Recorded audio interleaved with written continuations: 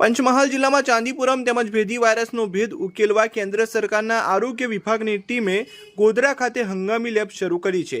પોંડિચેરીની ICMR અને પૂનાની NIV 22 સભ્યોની team પરીક્ષણમાં જોડાઈ છે। પંચમહાલ જિલ્લાના અલગ અલગ તાલુકાના ગામોમાં ભેદી વાયરસના કારણે 3 બાળકોના મોત થયા છે।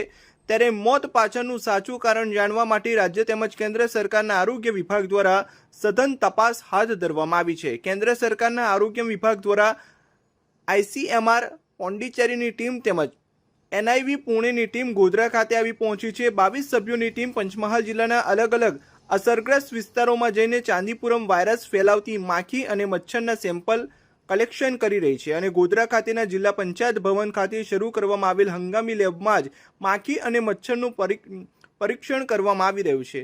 ગત વર્ષે ચાંદીપુરમ વાયરસના કારણે 7 બાળકોના મોત થયા હતા, જ્યારે પાછલા એક અઠવાડિયામાં ભેદી વાયરસના કારણે જિલ્લાના અલગ અલગ ગ્રામીણ વિસ્તારોમાં 3 બાળકોના મોત થયા છે। જ્યારે ગઈકાલે ખેડા જિલ્લાના ગણતેશ્વર તાલુકાના મેનપુરા ગામના 9 વર્ષના બાળકનું ભેદી વાયરસના કારણે ગોધરાની સિવિલ હોસ્પિટલ ખાતે સારવાર દરમિયાન મોત નીપજ્યું છે।